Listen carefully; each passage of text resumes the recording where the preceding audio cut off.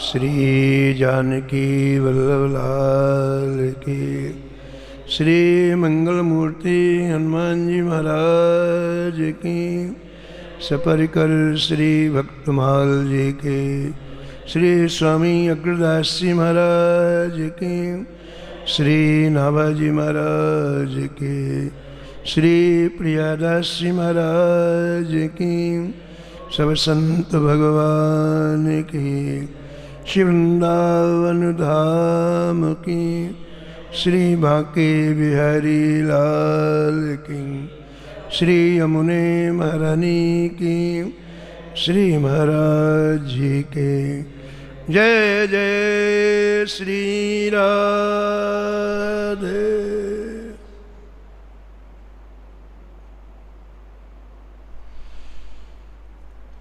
प्रातः स्मरणीय परम वंदनीय श्री नाभाजी महाराज परम पावन ग्रंथ श्री भक्तमाल में भक्तों के दिव्य चरित्रों का वर्णन किया है। पूर्व प्रसंग में आप श्रवण कर रहे थे, हरि वल्लभ सब प्रार्थ हो, जिन चरण रेणु आशा धरी। कमला गरुड़ सुनंद आदि सोरस प्रभु पद रति। हनुमंत जामवंत सुग्रीव विभीषण सबरी खगपति। ध्रुव उद्धव अम्बरीश विदुर अक्रूर सुदामा। चंद्रहास चित्रकेतु ग्राह्य गज पांडव नामा। कौसारो कुंती बधू पट ऐचत लज्जाहरी। हरि वल्लभ सब प्रार्थ हो, जिन चरण रेणु आशा धरी। श्री नाभा गोस्वामी जी इस छप्पे में जो हरि के वल्लभ हैं, ठाकुर जी के प्रेमी भक्त हैं, उनका स्मरण किया है और कहते हैं कि मुझे आपकी चरण रज का ही आश्रय है। चरण रेणु आशा धरी। जैसे आपकी अनुरक्ति प्रिया प्रीतम युगल सरकार राधा माधव में है, आपकी चरण मुझे प्राप्त हो जाएगी तो मेरी भी चित्त की वृत्तियां युगल सरकार के चरणों में लग जाएंगी। बहुत से नाम इस छप्पे में हैं, उनमें आप परम भक्ता सबरी जी के परम पावन प्रसंग को श्रवण कर रहे थे। कल आपने श्रवण किया इस परम भक्ता का जीवन, एक ही लक्ष्य जीवन में, संतों की सेवा मुझे प्राप्त हो जाए, दूसरा कोई लक्ष्य नहीं, अपने शरीर का कोई ध्यान नहीं, जंगल में पड़ी हुई हैं, क्या खाती हैं क्या पीती हैं कुछ नहीं लिखा। यहाँ तक संतों ने वर्णन किया है महाराज, जो पुस्तकों में नहीं लिखा, संतों की अनुभूति है, संतों का अनुभव है कि सबरी इतनी दयालु थी, इतनी दयालु थी कि अपने लिए किसी को कष्ट देना नहीं चाहती थी। जंगल में रहती,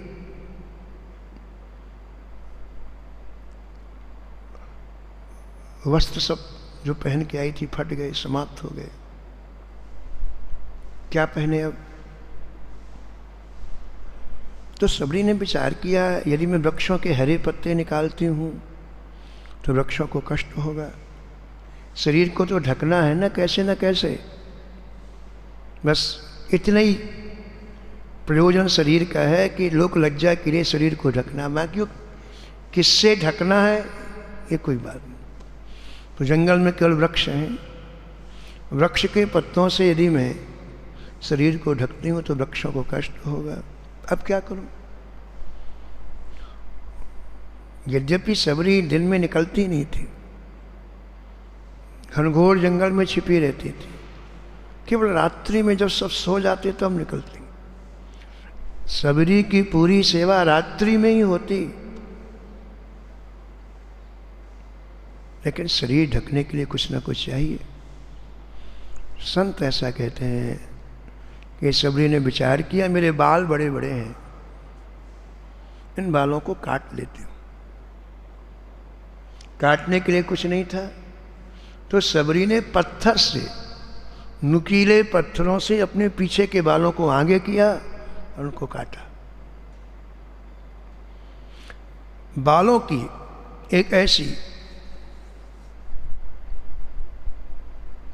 इस तरह से बालों को इस तरह से मोड़ा कि वो शरीर ढकने के काम में आ जाए, और बस उसी से सबरी लोक लज्जा के लिए अपने शरीर से ढकती। अपने ही बालों की उसने कोपीन बना ली, उसी को पहनती सबरी। दिन में छिपी रहती, मात्र रात्रि में सेवा किए बिना मन नहीं मानता तो सेवा करती। प्रियदास जी कहते हैं कि सबरी का ध्यान करो आप। कैसी हैं सबरी? सिर में लकड़ी का गट्ठा है, बगल में पत्तल और दोने ये दबे हुए हैं, एक हाथ में बुहारी है।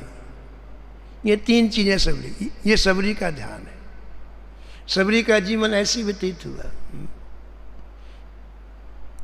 रात्रि में 1 मिनट के लिए नहीं सोना, पूरी रात की सेवा करना और दिन में छिपे रहना। कल आपने श्रवण किया, सूखी लकड़ी इकट्ठी करना, पत्तल बनाना, दोना बनाना, प्रत्येक संत की कुटिया के बाहर चुपचाप रख आना, और जिस सरोवर में संत स्नान करने जाते बुहारी लेकर के 1 किलोमीटर तक का रास्ता नित्य प्रति रात्रि में साफ कर देना, वहाँ कोई कंकड़ न हो, कोई कांटा न हो। ये नित्य की सेवा सबरी जी की हो गई। आगे वर्णन करते हैं भक्तमाल के टीकाकार श्री प्रियादास जी महाराज, इस सेवा का क्या प्रभाव पड़ा। सेवा जितनी गुप्त की जाएगी उतनी प्रभावी होती है, ये ध्यान रखने की बात। सेवा जितनी गुप्त होगी उतनी प्रभावी, उतनी कई पीढ़ियों के लिए सेवा का फल मिलेगा। और सेवा जितनी प्रकाशित होगी तो इसी जन्म में उसका फल समाप्त हो जाता है। सबरी की सेवा इतनी महत्वपूर्ण क्यों हो गई? बड़े बड़े ऋषि मुनियों को क्यों आकर्षित किया? क्योंकि सबरी की सेवा गुप्त थी, कोई नहीं जानता था ये हमें कौन सुख दे रहा है। सुबह सुबह भजन के लिए समय बच जाता, लकड़ी लेने नहीं जाना पड़ता, पत्तल के लिए पत्तल नहीं बनानी पड़ती, सुबह सुबह हमारे मार्ग में कहीं कांटा नहीं लगता, कंकड़ नहीं लगता। ये सेवा कौन कर रहा है? इसका प्रभाव पड़ा इन ऋषियों के ऊपर, संतों के ऊपर। कहते जितने ऋषि वन में रह रहे थे उन ऋषियों के गुरुदेव का नाम था श्री मतंग ऋषि। ये मतंग ऋषि कैसे थे? प्रियादास जी कहते हैं, बड़े ही असंग वे मतंग रस रंग भरे, बड़े ही गोवे मतंग रस रंग भरे, धरे देख बोझ कहो कौन चोर आयो है, धरे देख बोझ कहो कौन चोर आयो है, कौन चोर आयो है, कौन चोर आयो। श्री मतंग ऋषि का परिचय ग्रंथकार दे रहे हैं कि ये बड़े असंग थे, इनकी चित्रवृत्ति कहीं नहीं लगी थी। क्यों? रस रंग भरे, इन्हें ठाकुर जी के भजन का रस मिल गया था। जब तक इस मन को भजन का रस नहीं मिलता तब तक जगह जगह चिपकता है, ये ध्यान रखना। चित्त की व्याख्या किया है साहित्यकारों ने, जो चिपक जाए, जहाँ जाओ वहाँ चिपक जाए, किसी वस्तु में चिपक जाए, पदार्थ में चिपक जाए, किसी व्यक्ति में चिपक जाए। ये कब तक होता है? जब तक महाराज श्री ठाकुर जी के भजन का रस नहीं मिलता है। और जब भजन का रस मिल जाता है तो चित्त को आप कहो कि तू वहाँ चल, तो चित्त मना कर देता है, ना ना ना ना। चित्त कहे राम सिय पद पर हरि, चित्त कहे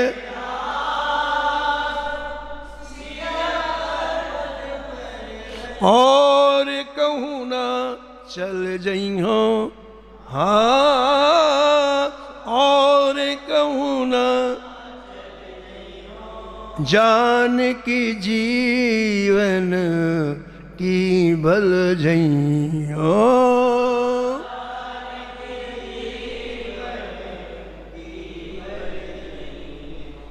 श्रवणन और कथा नहीं सुनी हो, श्रवणन रसना और न गई हो, हाँ रुकियो नयन बिलोकत और ही,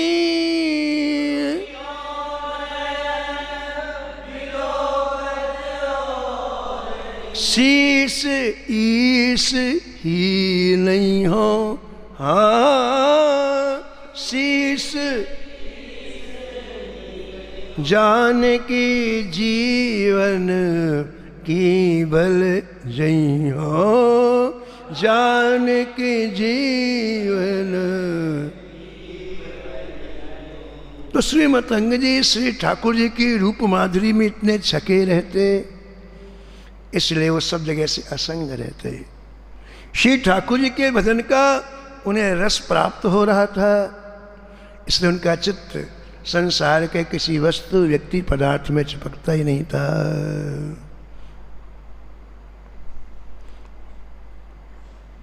तो उन्होंने विचार किया कि ये सेवा करने वाले की बड़ी विचित्र रीति है, दिखाई नहीं पड़ता है और सेवा करके चला जाता है।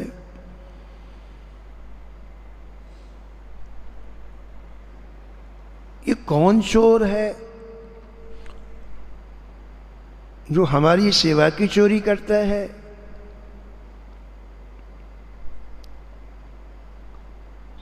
ठाकुर की सेवा हमें स्वयं करनी चाहिए, और कोई यदि सेवा करे तो यहाँ ग्रंथकार कहते हैं कि ये सेवा की चोरी हो गई।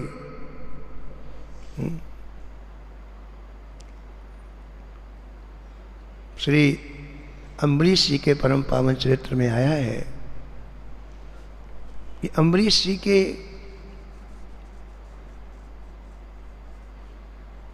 पत्नियों में जो सबसे छोटी पत्नी थी उनका नाम था छोटी रानी। उन्होंने कभी भक्तमाल की कथा सुनी और कथा सुनते ही भजन के लिए तीव्र भूख जागृत हो गई, उत्कंठा जा। केवल एक कथा सुनी भक्तमाल की उन्होंने और तीव्र उत्कंठा। मात्र 19 वर्ष की आयु थी छोटी रानी की, पिताजी के साथ राज दरबार में बैठी थी। उस समय अम्बरीश जी का बड़ा भक्ति की चर्चा होती थी, ऐसे अम्बरीश जी, ऐसे अम्बरीश जी। हर राजा के यहाँ 1 घंटे अम्बरीश जी की कथा सुनाई जाती। देखो भाई, सम्राट होते हुए भी इतना प्रेम ठाकुर जी में। तो उस राजा के यहाँ भी अम्बरीश जी की कथा हुई 1 घंटे। पिता के साथ राजकुमारी ने कथा सुना और सुनते ही उसने अपने आप को धिक्कारा। उफ, ये इतना सुंदर जीवन मिला है जिस मानव जीवन को अम्बरीश जी ने कहां से कहां पहुंचा दिया, और हम इस जीवन को इस नारकीय पदार्थों में समाप्त करने नहीं। जैसे अम्बरीश जी ने भजन किया वैसे मैं भी करूंगा। अभी तक जिसके मन में ये पता नहीं था राम कौन है, कृष्ण क्या है, लेकिन ये कथा सुनी और हृदय में तीव्र उत्कंठा भजन करने की हो गई। महाराज अम्बरीश जी को संदेशा दिया गया। अम्बरीश जी ने मना कर दिया, हमें किसी से बात करने की फुर्सत नहीं है, विवाह की बात करते हो। छोटी रानी ने कहा कि यदि आप नहीं अपनाते हैं, मैंने आपका वर्ण कर लिया है, तो अपने प्राण में आपके पास भेजती हूँ। तब अम्बरीश जी ने अपने अस्त्र से विवाह कराया, ऐसा भक्तमाल में लिखा है। छोटी रानी आ गई, लेकिन उनका ध्येय न राजमहल के सुख था, उनका ध्येय दुनिया के पदार्थों के उपभोग का नहीं था, उनका ध्येय केवल भजन का है। सबसे पहले जीवन में ये आवश्यकता क्रिएट करो, निर्मित करो कि जीवन की सबसे बड़ी आवश्यकता भजन है। फिर साधन करो, फिर साध निश्चित करो, पहले तो मूल चीज है। जब हमें भगवान की आवश्यकता ही महसूस नहीं होगी प्रेमियों, तब तक हमारे चित्त लगेगा ही नहीं। हो ये न विषय विराग,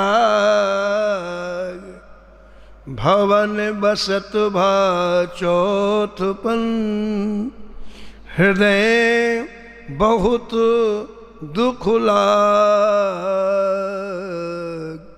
जन्म गयो हरि भजन बिनु, जन्म गयो हरि भजन बिनु।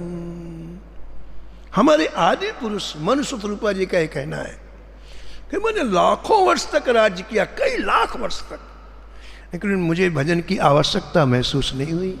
क्यों नहीं हुई भाई साहब? कहते हैं संसारी विषयों में मन इतना डूबा रहा, यही आवश्यकता महसूस हुई, भगवान की आवश्यकता नहीं हुई। भवन बसत भाचो, चौथापन आ गया, लेकिन भजन की आवश्यकता मन में कभी नहीं आई। लेकिन एक दिन हृदय को गहरा दुख लगा, गहरा पश्चात, अरे सारा जीवन बिना भजन के निकाल दिया। दुख नहीं लिखा, बहुत दुख लाग, यानी उस दिन भजन की आवश्यकता जीवन में महसूस हुई। और फिर 1 मिनट राजमहल में नहीं रहे, 1 मिनट आवश्यकता होती है भजन करने के लिए। सारे सुखों को तिलांजलि देके आधी रात में नैमिषारण्य चले गए।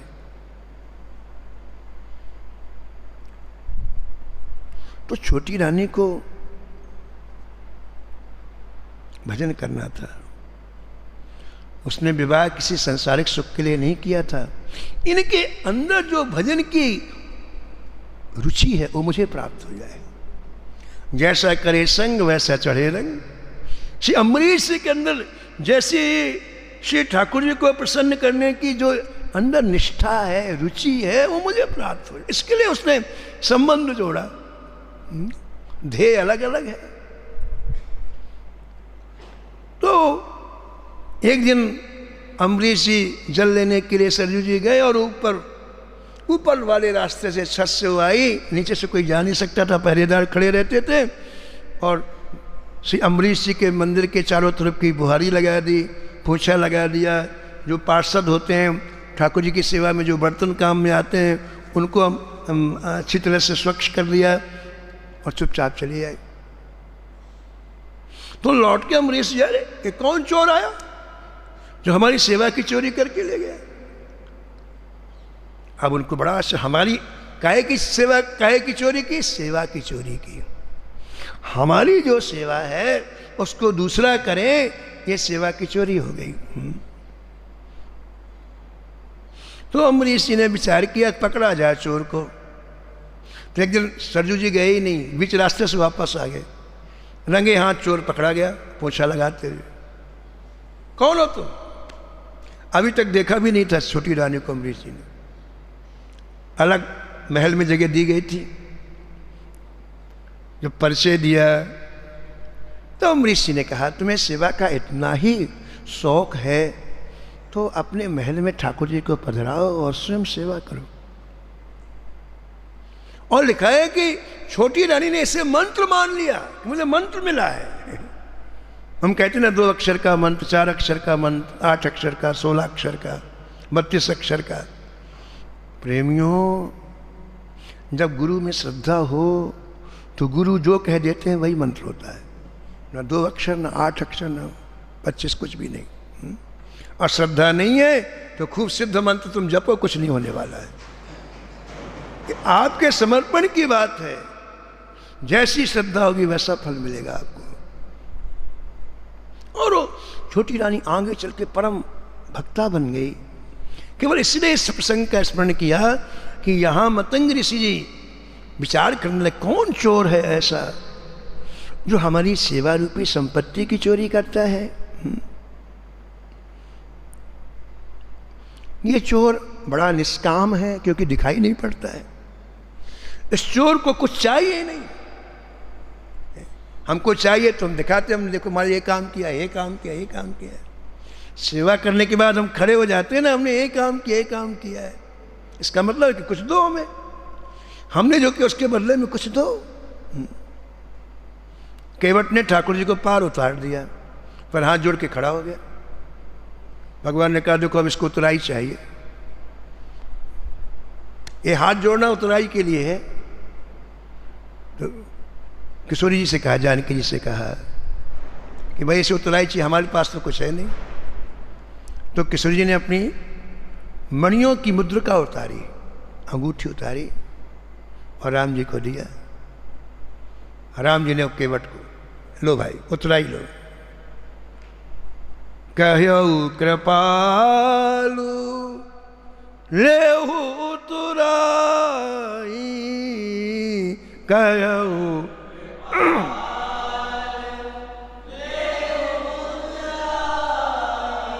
केवट चरण गहे अकुलाई,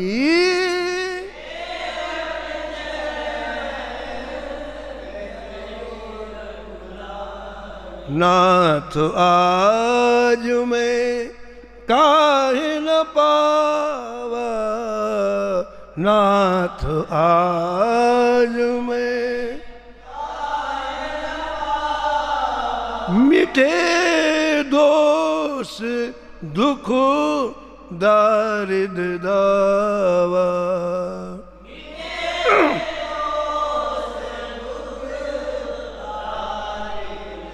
दारिद दावा, दारिद दावा, दारिद दावा। लेकिन केवट उतराई लेने के लिए हाथ नहीं जोड़ रहा था। केवट तो श्री ठाकुर जी की विदाई करने के लिए, जब ठाकुर जी जाएंगे तो मैं प्रणाम करूं। इसलिए जब उतराई देने लगे तो जिसे नहीं चाहिए उसकी हालत क्या होती बताओ? पसीने पसीनों का काम में लगे बैठ, नहीं नहीं सरकार मुझे नहीं चाहिए।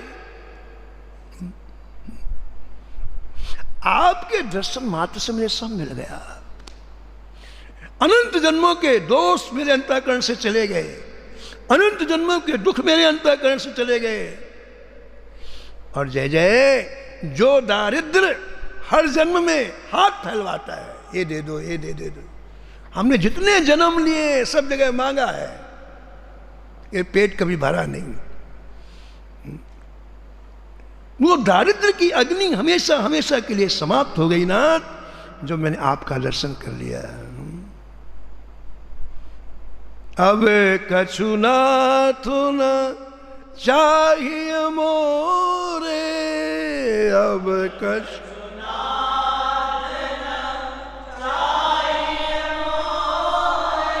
दीन दयाल अनुग्रह तोरे,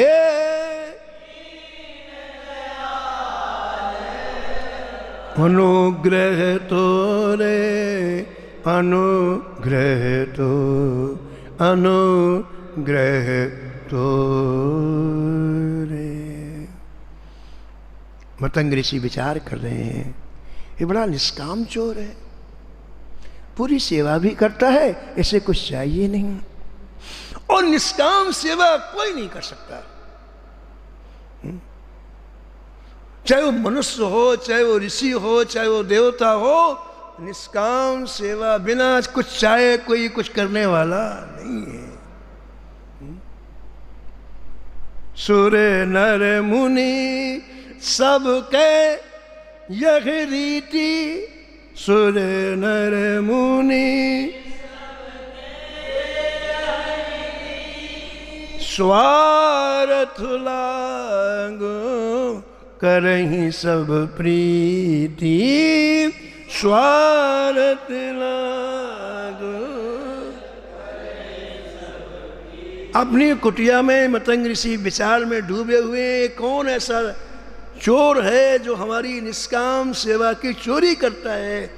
कि सृष्टि में न कोई मनुष्य है, न कोई देवता है जो बिना स्वार्थ के कोई सेवा करे, और इसको कोई स्वार्थ ही नहीं है, इतने से सेवा कर रहा है, आज तक दिखाई नहीं पड़ा। कहीं भगवान तो नहीं है। सृष्टि में दो ऐसे हैं जो बिना हेतु की सेवा करते हैं, एक श्री हरि और एक हरि के लाडले, बस, बाकी कोई नहीं। हेतु रहित जग जुग उपकारी, हेतु रहित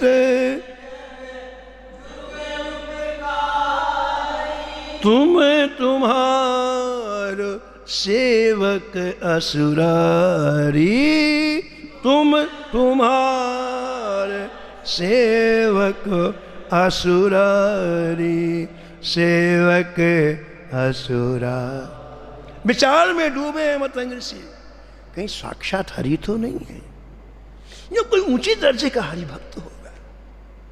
सामान तो याचक होते हैं, लेकिन ऊंचे दर्जे का भक्त होगा, जिसे कुछ चाहिए नहीं और इतने दिनों से सेवा कर रहा है। तो निश्चय किया, अरे एक दिन पता लगाया जाए ये है कौन। आज पूरी रात्रि मतंग ऋषि विचार करते रहे, और विचार करके निर्णय किया कि पता लगाया जाए कौन है। करे नित चोरी अहो गहो वही एक दिन, करे नित चोरी अहो गहो वही एक दिन, बिना पाए प्रीत वाकी मन भर मायो है, बिना पाए प्रीत वाकी मन भर मायो है, मन भर मायो है, मन भर मायो है। तो मतंग ऋषि सभी ऋषियों के गुरु थे। उन्होंने सभी ऋषियों को बुलाया, सैकड़ों ऋषि थे, कई 100-200 ऋषि थे, सबकी अलग अलग कुटियाएं बनी हुई थी। सबका एक ही काम था, संयमपूर्ण जीवन व्यतीत करते हुए अपने मानव जीवन का सदुपयोग करना। कभी वेद पाठ करते, कभी हमारे पुराणों में विचार करते, कभी भजन करते, कभी आपस में चर्चा करते। बस यही सुबह से शाम तक उनके जीवन का क्रम था। तो श्री मतंग ऋषि ने सब ऋषियों को बुलाया और कहा, भाई ये जो सेवा हो रही है कई दिनों से, तुम्हें पता है कौन का? बोले, नहीं महाराज, बिल्कुल पता नहीं।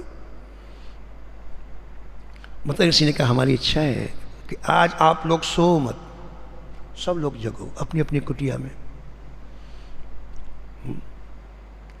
आज वह जो दिव्य चोर है, निष्काम चोर है, बिना कुछ लिए जो सेवा करता है, उस चोर का दर्शन करना है कौन हो? सो जाओगे तो फिर वो चला जाएगा। बोले ठीक है महाराज, गुरु जी ठीक है। सुनिश्चित हो गई बात और मेरा नाकाबंदी हो गई कि सब लोग आज जगते रहना है, किसी को सोना नहीं है, सब लोगों को जगते रहना है। बेचारी सबरी को कुछ पता नहीं, उसे क्या पता कि ऐसी ऐसी व्यवस्था हो गई है, उसे कुछ पता नहीं। अब तो पूरे ऋषि आज माला लेके बैठ गए, बोले सोना है नहीं, जब कर लो। और सबरी का वही समय 12 से 2 के बीच का, जब अच्छी गहरी नींद आती ना, वही समय। आज सबरी अपने समय पर आई और धीरे से सिर के ऊपर से गट्ठा निकाल के जैसे रखा, एक एक कुटिया के सामने गट्ठा रख रही है, पत्थर रख रही है। रखते रखते रखते जब मतलब आधी कुटियाओं में रख चुकी तो खड़खड़ हुआ। सोने में तो पता चलता नहीं, अरे गट्ठे रखेगी, पत्थर रखेगी, थोड़ी आवाज आई और महाराज बोले बस बस बस बस। सब ऋषि अपनी अपनी कुटिया का दरवाजा खोला, पकड़ो पकड़ो पकड़ो पकड़ो पकड़ो, चोर आ गया चोर आ गया चोर आ गया चोर आ गया। और महाराज इन ऋषियों की आवाज सुनते ही सबरी थर थर कांपने लगे, थर थर। इतनी घबरा गई सबरी, क्योंकि उसकी जो स्थिति थी वो बिल्कुल दैन्यता से परिपूर्ण थी। जीवन में कोई अहंकार नहीं, अपना कोई महत्व नहीं, और इन ऋषियों के सामने मैं खड़े होने लायक नहीं हूं, ऐसी भावना। और अब मैं क्या करूं? चारों तरफ से घेर लिया। सबरी बीच में थर थर कांप रही है, सिर में गट्ठा है, बगल में पत्तल है, हाथ में झाड़ू है और थर थर कांप रही है।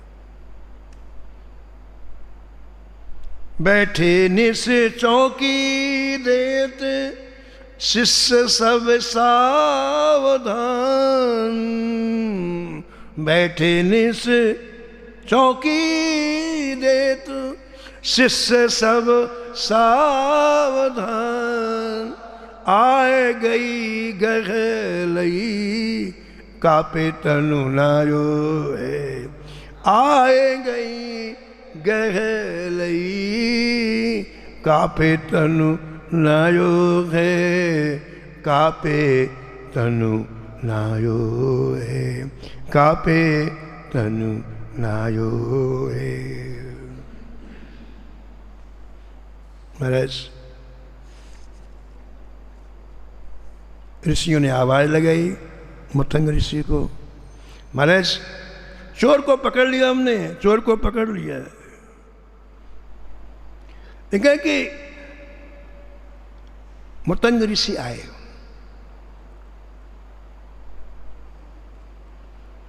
और आते ही सबरी का दर्शन किया।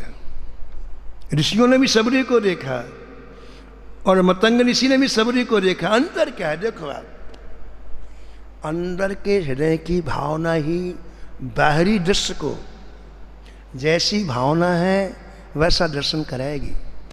ठीक है, तो मुख्य चीज है आपके हृदय का भाव, दिखाई देने वाली वस्तु मुख्य चीज नहीं है। 2 दिन पहले आपने भीष्म जी का चरित्र श्रवण किया ना, कि भीष्म जी के हृदय में श्री राम जी के दर्शन की ऐसी उत्कंठा बनी रहती कि एक सामान्य व्यक्ति को देख के साक्षात मेरे राम है ये दर्शन हो रहा है। वो तो सामान्य मनुष्य है और भीष्म जी के हृदय में इतना प्रेम राम से है कि उस मनुष्य में साक्षात राम का दर्शन हो रहा है। ऐसे देखो आप, ध्यान दो आप, ऋषि भी सबरी को देख रहे हैं और श्री मतंग ऋषि भी कुटिया के बाहर आके सबरी को देख रहे हैं। सबरी एक है, लेकिन हृदय के भाव के अनुसार सबरी का दर्शन अलग अलग हो रहा है। ऋषियों को लग रहा है अरे ये तो निम्न जाति की कोई स्त्री है, इसकी कैसी हिम्मत पड़ी कि हमारे यहाँ की सेवा करे। ठीक है, ऋषियों को अस्पष्ट दिखाई पड़ रही है, ऋषियों को सामान्य महिला दिखाई पड़ रही है। ऋषियों ने देखा तो उनके हृदय में कोई उसके प्रति कोई भाव नहीं बना, क्योंकि अंदर की स्थिति ठीक नहीं थी। ठीक है, लेकिन जिसने रस पिया है, भक्ति रस का जिसने पान किया, अभी अभी आपने सुना ना कि मतंग ऋषि की पहचान क्या है कि वो निरंतर भक्ति रस में डूबे रहते थे। ये इनकी पहचान, संसार से असंग थे लेकिन भक्ति रस में डूबे हुए थे। उन्होंने जब सबरी को देखा तो उन्हें सबरी कैसी लगी, प्रियादासी के शब्दों में सुनो आप। देखत ही ऋषि जलधारा बही नैनन ते,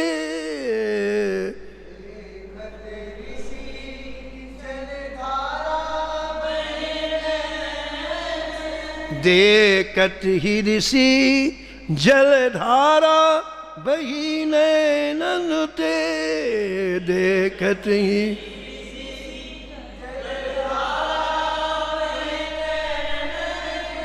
बैनन सो कहो जात कहा कछु पायो है, बैनन सो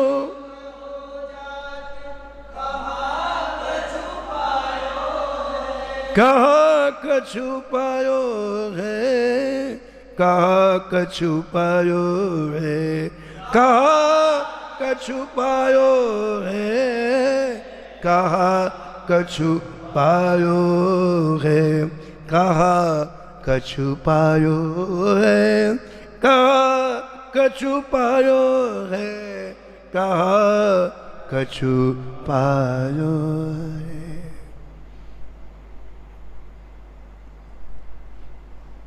मतंग ऋषि ने देखा और भक्तमाल के टीकाकार प्रियादास जी कहते हैं कि मतंग ऋषि ने जैसे सबरी को देखा वैसे ही अंदर का प्रेम आंसुओं के माध्यम से छलकने लग गया। संत को संत ही पहचान सकता है, ठीक है ना, दूसरे में क्षमता संत को पहचानने की नहीं है। दूसरे ऋषियों ने सबरी को नहीं पहचाना, हजारों ऋषि थे, सैकड़ों ऋषि थे, उन्हें सबरी को नहीं पहचाना। किसने पहचाना? जो भक्ति रस में डूबा हुआ था। सबरी ने कुछ नहीं कहा, मतंग ऋषि ने कुछ नहीं कहा, मात्र देखा। देखत ही, इसमें वर्तमान काल की क्रिया का प्रयोग है। देखत ही, देखा और देखते ही महाराज अपना सौभाग्य माना श्री मतंग ऋषि ने। संत मिलन सम सुख कछु नहीं। आज उनका हृदय पुलकित हो गया और पुलकित होते ही झरझर आंसू बहने लग गए।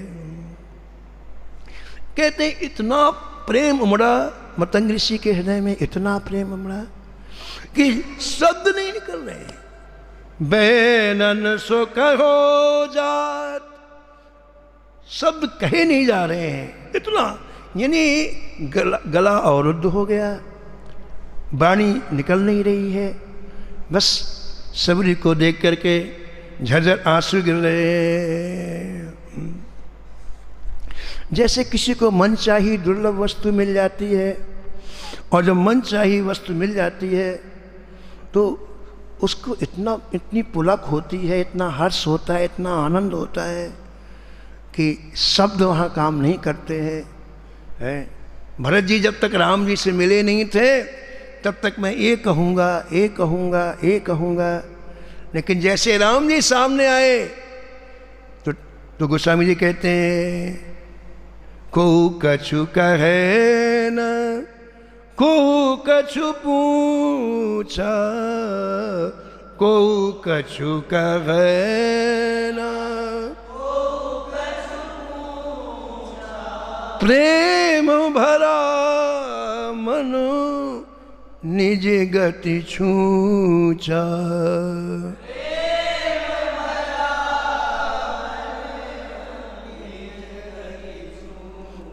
निज गति छूछा, निज गति छूछा, निज गति।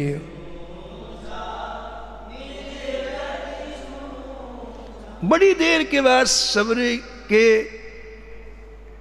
उस दर्शन से मतंग ऋषि ने धैर्य धारण किया, बड़ी देर, क्योंकि वहाँ हजारों ऋषि खड़े थे, और अपने आप को धैर्य धारण करके अब विचार करना प्रारंभ। पहले विचार नहीं, पहले तो डूब गए, लेकिन अब विचार करना प्रारंभ किया।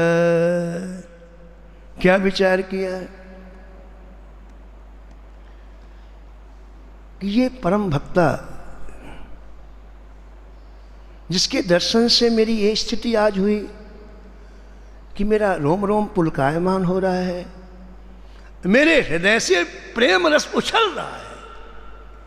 मैंने इतने दिन तक आराधना की, उपासना की, मंत्र का जाप, ऐसी स्थिति मेरी कभी नहीं हुई जो आज इस परम भक्ता के दर्शन से हो गई मेरी स्थिति। निश्चित रूप से ये भक्ति की सर्वोत्कृष्ट स्थिति में है।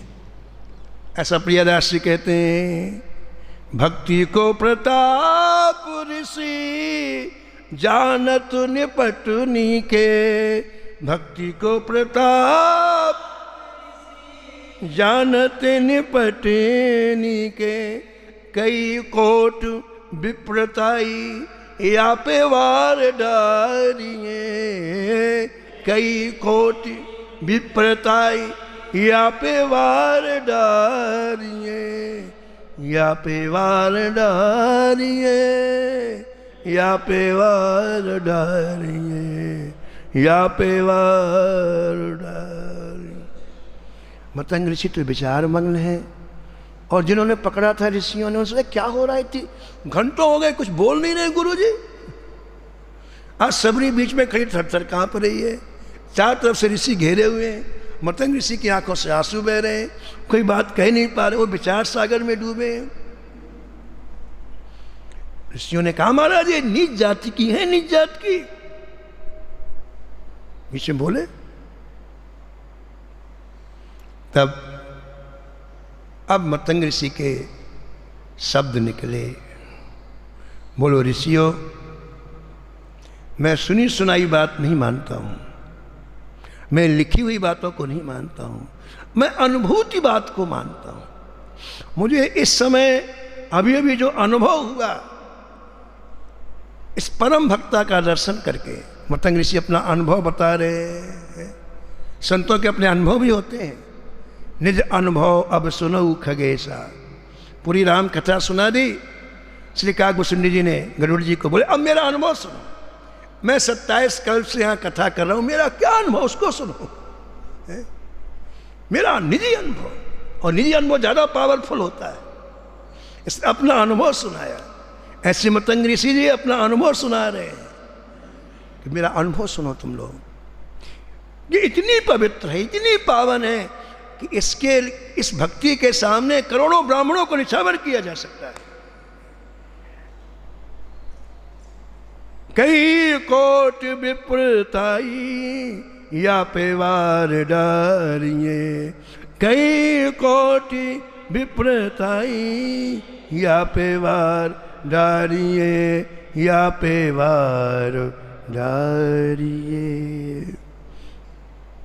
श्री प्रहलाद जी ठाकुर जी की स्तुति करते हुए कहते हैं कि जय जय, मेरी समझ में एक बात आती है कि धन, कुलीनता, रूप, तप, विद्या, तेज, ओज, प्रभाव, बल, पौरुष, बुद्धि और योग, ये 12 गुणों से युक्त कोई ब्राह्मण हो, लेकिन आपके चरण कमलों से विमुख हो तो वह, उससे वह चंडाल श्रेष्ठ है जो मन वचन कर्म से हे नाथ आपके चरणों में समर्पित होगा। ऐसा प्रहलाद जी कहते हैं। वो ब्राह्मण अपने कुल को पवित्र नहीं कर सकता है क्योंकि वो आपके चरणों से विमुख है, और वो चंडाल अपनी कई पीढ़ियों को ताड़ देगा, है, क्योंकि उसके हृदय में आपके चरणों की भक्ति है। तुलसी भगत स्वपच भलो तुलसी भगत भजे रैन दिन राम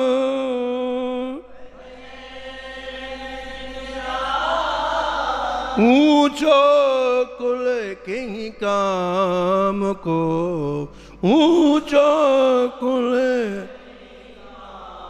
जहाँ न हरि को नाम जहाँ न हरि व्यास कुलीनन कोटि मिली व्यास पंडित लाख 25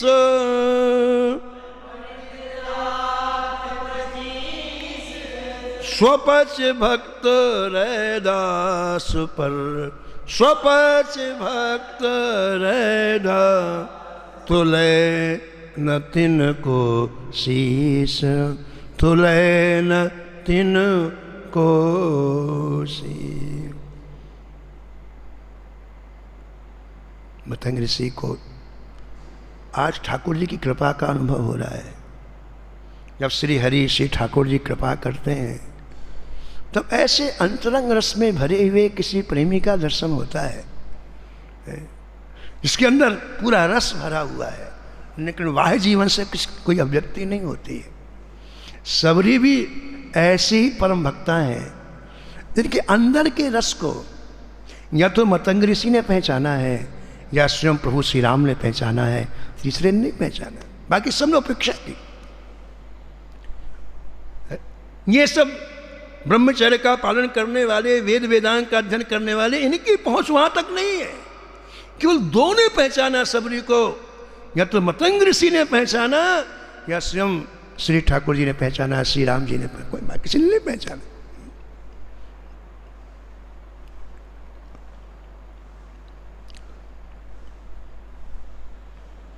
आपने विचार किया कि सबरी की सन्निधि मुझे मिलना चाहिए। जैसा संग होता है वैसा रंग चढ़ता है। इसके भय को दूर करना चाहिए। ये बड़ी घबरा रही है, थर-थर कांप रही है। इतने लोगों को देख, कभी लोगों के बीच में सबरी रही नहीं। शरीर में भी कोई ऐसी चीज नहीं जिसके उसको ढक सके, मात्र एक कोपीन, मैं कुछ भी नहीं। ऐसे में कैसे समाज के बीच में आए, तो थर-थर कांप रही है। तो इसके भय को दूर करना चाहिए। इसके हृदय में जो इस समय ग्लानि आ रही है, अरे ये क्या हुआ, एक सबके बीच में कैसे आ गई, इस ग्लानि को दूर करना चाहिए। तो उस ग्लानि को दूर करने के लिए प्रियादास जी कहते हैं कि बड़े प्रेम से बोले। उन ऋषियों से कुछ नहीं कहा मतंग ऋषि ने, बड़े प्रेम से बोले सबरी से, बेटी घबराओ मत, बिल्कुल घबराओ मत। तुम्हें अब वन में नहीं रहना है, अब तुम्हें मेरे साथ आश्रम में रहना है। तुम्हें वन में नहीं रहना है, तुम मेरे साथ आश्रम चलो। आश्रम हजारों ऋषियों के सम्मुख ये घोषणा किया श्री मतंग ऋषि ने, निर्णय दिया अब तुम मेरी कुटिया में रहो, मेरे आश्रम में रहो।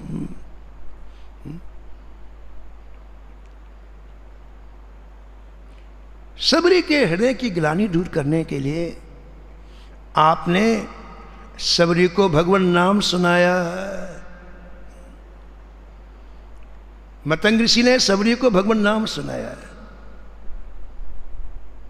श्रवण में नाम दियो, श्रवण में नाम दियो, दियो वास आश्रम में, श्रवण में नाम दियो, श्रवण में नाम दियो, दियो वास आश्रम में, दियो वास आश्रम में, दियो वास आश्रम में।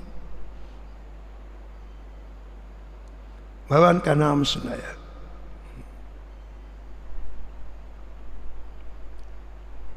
भलो भली भांति हैं जो मेरो कहो मानिए, मन राम नाम से सुभाए अनुरागी हैं। भलो भली भांति हैं जो मेरो कहो मानिए, मन राम नाम सो सुभाए अनुरागी है। संत कहते हैं कि यदि हमारी बात मान जाओ तो अनुराग पूर्वक नाम लो, सहज में नाम लो, किसी आकांक्षा से नाम ना लो। हम लोग गिनते हैं क्या कि हमारी श्वासें कितनी निकली? कोई गिनता है? बोलो, कोई रोज गिनता बैठ के हमारी श्वासें कितनी निकली? कोई नहीं गिनता है। सहज श्वास चलती हैं, ऐसे काहे की गिनती? इतना सहज नाम चले, सहज। जैसे श्वासों की हम गिनती नहीं करते, प्राणों को रखने के लिए श्वास की आवश्यकता है। 1 मिनट के लिए श्वास रुक जाए तो घबरा जाता है जी। रामकृष्ण परमहंस से किसी ने कहा मुझे दर्शन कराओ, पकड़ के तालाब में ले गया और डुबो दिया उसको। और वो घबरा, मर जाऊंगा मर जाऊंगा मर जाऊंगा मर जाऊंगा। बोले ऐसी व्याकुलता ठाकुर जी के लिए होगी तो अभी मिल जाएंगे ठाकुर जी। मर जाऊंगा ऐसी व्याकुलता हो ना तेरे जीवन, अभी मिल जाएंगे ठाकुर जी। श्वास हम गिन के नहीं लेते हैं, सहज चलती हैं। ऐसे नाम सहज चले। भलो भली भांति है जो मेरो कहो मानी है, मनो राम नाम सो सुभाए अनुरागी है। मनो राम नाम सो सुभाए अनुरागी है। मनो राम नाम सो सुभाए अनुरागी है। राम नाम काम तरु, राम नाम काम तरु, जोई जोई मांगी है। राम नाम काम तरु, जोई जोई मां। तुलसीदास स्वार्थ परमार्थ न खागिए। तुलसीदास स्वार्थ परमार्थ न खागिए। भलो भली भांति जो मेरो कहो मानिए, मेरो कहो मानिए। महाराज, बेटी तू आश्रम में चल। उसकी गिलानी दूर करने के लिए कान में श्री ठाकुर जी का नाम सुनाया है।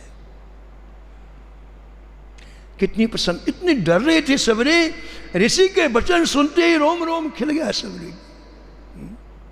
ये सेवा का फल है। जो सबरी ने गुप्त सेवा की है, कुछ पाने के लिए नहीं, कुछ दिखाने के लिए नहीं, जो सेवा की है उसका एक ही लक्ष्य था, संतों की प्रसन्नता। संत प्रसन्न हो गए। लक्ष्य जैसा होता है फल वैसा मिलता है। हम मंदिर में सेवा कर रहे हैं, लक्ष्य हमारा है कि भाई अमुक काम हो जाए, अमुक व्यक्ति प्रसन्न हो जाए, तो ठाकुर जी प्रसन्न नहीं होगा, व्यक्ति प्रसन्न हो जाए। हम 24 घंटे मंदिर में हैं, लेकिन लक्ष्य संसार मिलेगा, ठाकुर मिलने वाला नहीं। हम खेत में काम कर रहे हैं, लेकिन लक्ष्य ठाकुर जी है, तो ठाकुर जी मिल जाएंगे। हम ठाकुर जी के पास नहीं है, खेत में काम कर रहे हैं, लेकिन लक्ष्य हमारी इस सेवा से ठाकुर जी प्रसन्न हो जाएंगे। क्रिया का महत्व नहीं है, लक्ष्य का महत्व है। तो सबरी ने जो सेवा की, उस सेवा में महाराज कहीं भी किसी तरह से कुछ प्राप्त करने की इच्छा नहीं थी, पूरी निष्काम सेवा थी। और निष्काम सेवा का ये फल था। उसकी जड़ें इतनी गहरी गई कि आज महाराज मतंग ऋषि श्री के संत ने उन्हें अपने आश्रम में आश्रय दिया, और आश्रय ही नहीं दिया, उनके कान में श्री ठाकुर जी का नाम सुनाया और अपनी कुटिया में ले गए। अब देखो, हजारों ऋषि खड़े हुए, दृश्य देख करके माथा ठोके, ये क्या है बाबा जी, ये क्या है, आफत है? अरे हम जानते हैं जात की भील नहीं है, ये अस्पृश्य है। और देखो ऋषि परंपरा तोड़ दी इन्होंने, ऋषियों की परंपरा तोड़ दी। आवाज लगाई, गुरुजी कान खोल के सुन लो, हम अपनी पंक्ति से तुम्हें बाहर, यदि इसको साथ में ले गए तो पंक्ति से बाहर कर देंगे।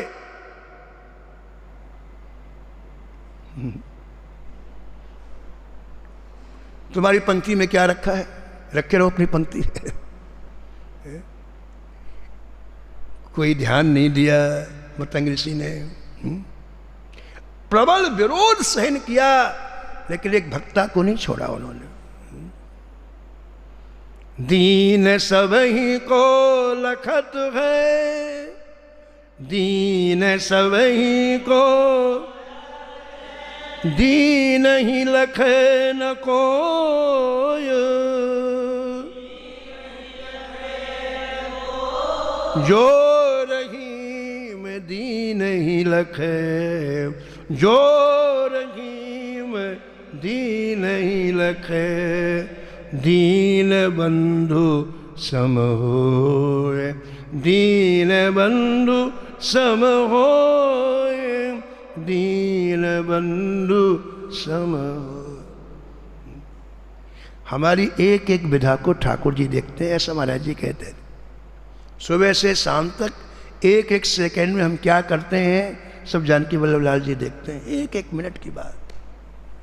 और इस 24 घंटे कुछ ऐसा हो जाए, कुछ ऐसा जो मौल किसकी नकल ना हो। नकल से ठाकुर जी खुश नहीं होते, वो ऐसा काम हम भी करने लगे ना। कोई मौलिक चीज ऐसी हो जाए तो ठाकुर जी गदगद हो जाते हैं। ये मतंग ऋषि की मौलिक चीज है, कहीं नहीं लिखा। ये उनके हृदय की मौलिक चीज थी आज, कि एक महाराज परम भक्ता को आश्रय दिया, जो अपने को धीन मानती, हीन मानती है, मलिन मानती है, जड़मती मानती है। आज किसी की परवाह किए बिना, न सनातन धर्म की परवाह की, न ऋषियों की परवाह की, न शास्त्र की परवाह की, उसके हृदय में भरे हुए उस भक्ति रस को देखा उन्होंने। और ऐसे ही अपनी निज कुटिया में उसको जो आश्रय दिया, ठाकुर जी से रहा नहीं गया। कुटिया में पहुंचते ही आकाशवाणी हुई, सबरी जैसे कुटिया में पहुंची आकाशवाणी हुई, ऋषिवर हम बहुत प्रसन्न हैं। श्री ठाकुर जी ने आकाशवाणी की, ऋषिवर हम बहुत प्रसन्न हैं, हमारा विमान आ रहा है, आप विमान में बैठ करके हमारे धाम में आओ। इतने दिन तक विमान नहीं आया, इतने दिन, लेकिन आज एक ऐसा ठाकुर जी को प्रसन्न करने वाला कृत्य बन गया मतंग ऋषि के।